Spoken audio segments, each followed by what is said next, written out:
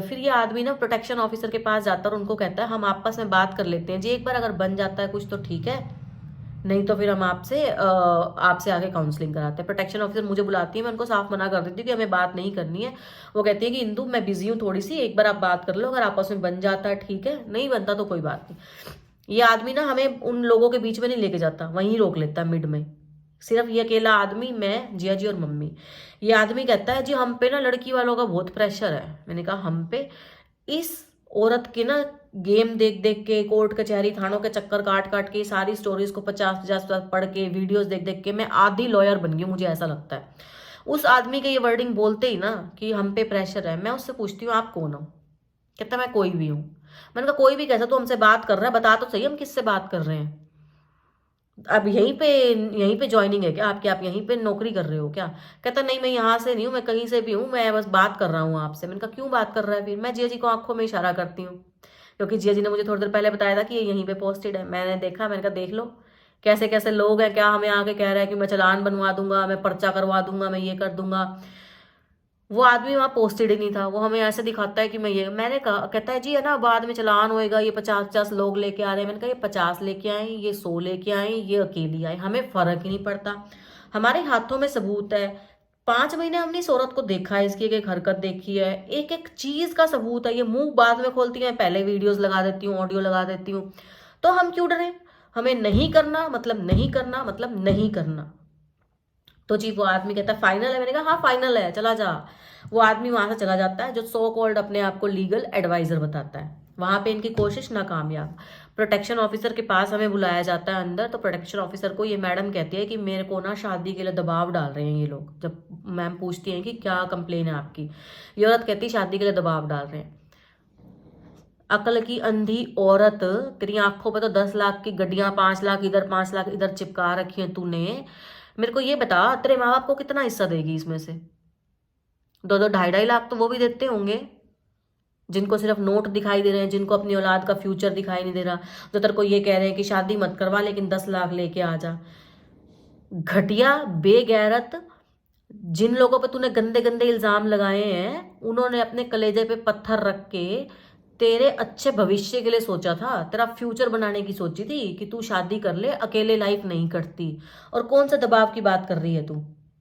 हमें तेरे पे दबाव डाला होता तो तू 5 महीने वहां टिक जाती क्या? दबाव का मतलब भी पता है क्या? पैर रखना भी मुश्किल हो जाता, समझी? हमारे बड़े वाले जिया जी तेरे को बेटा बेटा बेटा कह के, जैसी इंदू जैसी डेजी जैसे मेरे लिए सब वैसे तू तू सर पे चढ़ गई, तो हमारे सर पे जूते मारने लग गई। कौन सा दबाव की बात? और सुन, मैं तो मेरी माँ को, जो भी हमारे घर पे रिश्ते की बात करने आता उनको हाथ जोड़ देती थी, भैया इस औरत की गारंटी हम नहीं लेंगे, हमारा घर तो चला गया। मैं खिलाफ थी कि भाई इसको दफा कर दो, शादीशुदी के चक्करों में मत पड़ना, मसे मसे तो पेंडा छूट रहा है, तो सारी उम्र हमारे को चेप हो जाएगी, हमारा भाई तो खागी किसी और का खा जाएगी।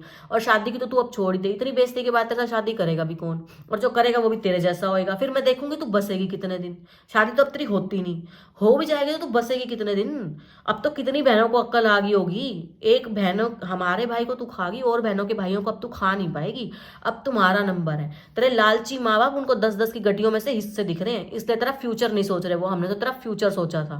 ठीक है, नहीं करनी तेरी ऐसी तैसी करा, हमने तेरी जैसी औरत से क्या लेना देना, होती भी नहीं तेरी, मेरे से लिखवा लियो तू। और हो भी जाएगी तो फिर मैं देखूंगी कैसी चलती है, और फिर वो तेरे जैसा ही होगा कोई। तो वहां पे मैं मैम को सम्मन दिखा देती हूँ कि मैम ये हमारे पास सम्मन है। ये मैडम वहां पे कहती है कि हमसे तारीख ले लेके चले जाते हैं कि हम समझौता करेंगे, लेकिन करती नहीं है। मेरे बड़े वाले जिया जी का नाम कहते हैं कि बड़े जीजू हर बार आते हैं तारीख लेके चले जाते हैं।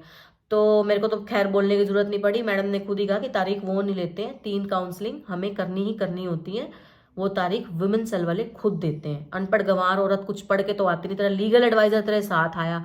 अच्छा, फिर जी हम सम्मन दिखाते हैं मैम को। मैम को कहते हैं मैम ये केस कोर्ट में डाल जा चुका है। तो मैम कहती है फिर आप मेरे पास करने क्या आए हो? मैं थोड़ा वीडियो बहुत लंबा हो गया और मुझे आधी चीज़ें भूल गई हैं। तो ये मैम को सम्मन दिखाते हैं। मैम कहती है जब आप केस डाल चुके हो तो आप यहाँ पे करने क्या आए हो? क्योंकि हमारे यहाँ पे अगर काउंसलिंग से बात नहीं बनती है तो लास्ट ऑप्शन होता है केस फाइल हो जाता है, और वो आपने पहले ही कर दिया। तो वहां पे इस औरत से, अच्छा अब तेरा लीगल एडवाइजर दिमाग से पैदल होके आया था, उसको ये भी नहीं पता कि प्रोटेक्शन ऑफिसर के पास कौन सी फाइल लगती है, कौन से केस लगते हैं नहीं लगते हैं। बड़ा लीगल एडवाइजर हमारे पास आ रहा था कि चालान कट जाएगा, लड़की वालों का प्रेशर है। लड़की वालों के प्रेशर ना लड़की वालों के ऊपर ही जाके डालते रही। लीगल एडवाइस तेरी लड़की वालों को दे जिनको तू फद्दू बना रहे हो, ठीक है। किसी भी वकील के पास धक्के खा के आएगी, वो ये नहीं कहेगा कि भाई तुम्हारा केस तुम हार जाओगे, वो यही कहेगा तुम जीत जाओगे। उसको सिर्फ नोटों से मतलब है। तो ऐसा तेरा लीगल एडवाइजर जिसने तेरे को एक बार भी नहीं कहा कि भाई नहीं यहाँ पे एप्लीकेशन कॉपी करके पेस्ट करके उसने आगे दे दी, वो अक्ल तो इतनी भी नहीं है कि भाई जो कोर्ट में केस डल रहा है उसी की उसने एप्लीकेशन लगवा दी। तो लास्ट में इसने वहां पे भी कोशिश करी कि बात बन जाए, लेकिन वही हुआ, हम लोगों ने समझौता नहीं किया। तो लास्ट में वहाँ पे इससे लिखवा लिया गया कि मैंने इस एप्लीकेशन के लिए जो था वो केस डाल रखा है, तो मैं अपनी इस एप्लीकेशन को यहीं पे बंद करती हूँ। तो वहाँ पे वो एप्लीकेशन बंद हो गई है, हमने भी रिटर्न में ये दे दिया। तो ये था 27 तारीख का। हाँ, एक बात और थी कि मैडम के थोड़े से शायद तोते उड़े हुए थे। मैडम इस बार चीख चिल्ला नहीं रही थी, वो औरत इस बार चीख चिल्ला नहीं रही थी। औरत को लग रहा हुआ कि मैं ये अपने चेले चपाटे भेज के, लीगल एडवाइजर भेज के इनके ऊपर प्रेशराइज करूंगी, इनको तो समझौते हो जाएंगे। नहीं हुआ। हमारे साथ बहुत सारे लोगों की दुआएं हैं, ब्लेसिंग्स हैं, प्रेयर्स हैं, और कुछ होना होना मुझे यकीन है मेरा भाई ऊपर से सब देख रहा है, सब कुछ देख रहा है, वो हमारा साथ दे रहा है हर जगह। तू सोच, तूने हमें कहाँ कहाँ नहीं दौड़ाया, लेकिन कहीं भी हमसे कोई मिसबिहेव नहीं हुआ, किसी ने भी हमसे कोई भी मिसबिहेव नहीं किया, हमारे ऊपर किसी ने एक उंगली तक नहीं उठाई। तू कहाँ कहाँ नहीं भागी, तेरे को जहां जहां किसी ने उंगली लगाई तू वहां वहां भागी, क्योंकि तू पैसे के लिए लड़ रही थी, हम अपनी माँ और अपने भाई के इंसाफ के लिए लड़ रहे थे।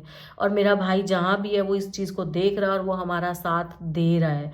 उसे दिख रहा है कि उसकी सो कॉल्ड औरत उसके जाने के बाद उसको नहीं, उसके पैसे को रो रही है।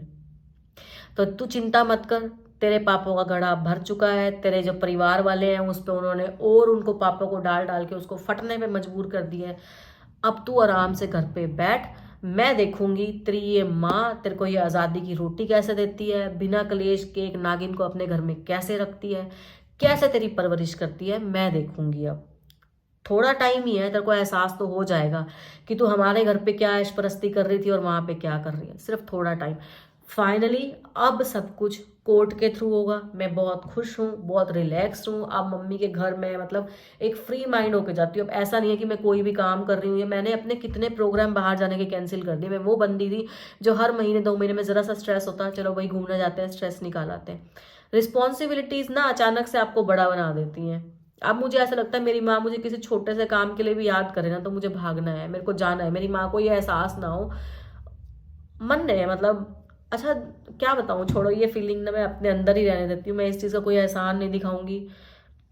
अच्छा लगता है जब मैं अपनी मम्मी की ना छोटी से छोटी बात को पूरा करती हूँ, और जब वो बच्चा बन के मेरे साथ जिद करती हैं कि नहीं ऐसे नहीं, तू आ जा, तू एक बार, मतलब प्यार जो मुझे मिल रहा है ना, मुझे यही चाहिए था। हमें नहीं चाहिए यार ये नोट, ये पैसे, ये हिस्से। हमें नहीं पता हमारा भाई चला गया, वो नहीं लेके गया, हमें नहीं पता कि हम लेके जाएंगे या नहीं लेके जाएंगे, हमारे बच्चे खाएंगे। एटलीस्ट सुकून है, जिन माँ बाप ने हमें पाल के इतना बड़ा किया। अब एहसास होता है उन्होंने उस जमाने में भी हमें कितनी मुश्किलों से पाला होगा, क्या क्या हमारे लिए एफर्ट्स किए होंगे। जब हम खुद माँ बाप बन जाते हैं ना तब ये सब चीज़ें समझ में आती हैं। तो अभी बस इतना चाहती हूँ कि मम्मी के 2-4 साल हैं वो आराम से गुजर जाएं। तो आप लोग दुआ करते रहना कि मम्मी को एक अच्छी लाइफ दे पाऊँ। आप लोग अपना सपोर्ट ऐसे ही बनाए रखना। आप लोगों की दुआएं सच में पता नहीं भगवान किसकी सुन लेता है। मैंने आपको पहले भी बोला था, अब भी बोलूँगी, सिर्फ इतना प्रे करना कि भगवान सच का साथ दे, ना हमारा ना उसका, भगवान सच का साथ दे। बाकी मेरा भाई है, मुझे पता है वो हमारा साथ दे रहा है, वो इंसाफ हमें ज़रूर दिलाएगा। तो इस वीडियो को यहीं पे एंड करती हूँ, और ऐसे ही अपना प्यार, अपनी मोहब्बत, अपना सपोर्ट, अपनी हिम्मत मुझे देते रहना, मेरे लिए बहुत मैटर करता है। एटलीस्ट उन लोगों के लिए जो मुझे बार बार मोटिवेट करते हैं कि मत करो, कब तक भागोगे, जेल ये इसके कोर्ट के ना लंबे चक्कर लगते हैं। मैं लगाऊंगी चक्कर भाई। जीतते जी अपने भाई को जो चीज़ नहीं दे सकी ना, उसके जाने के बाद उसे एहसास ज़रूर कराऊंगी कि कई बार ना सिर्फ भाई बहनों का सहारा नहीं बनते, बहनें भी भाई बन के एक भाई की हेल्प कर सकती हैं। तो अब मुझे ऐसा ही फील होता है कि हम बहनें नहीं, हम भाई हैं, हम 3 भाई हैं, और हम एक दूसरे की हमेशा ऐसी मदद करते रहेंगे। अपनी मम्मी को अपने जीते जी अब और दुख और दर्द नहीं झेलने देंगे, जितनी कोशिश हो सकेगी उसे चैन की ज़िंदगी देंगे। तो जल्दी मिलूंगी आपसे एक नए व्लॉग के साथ। Till then Bye bye, take care, do like, share, comment and subscribe to our YouTube channel Indu Bajaj. Thank you.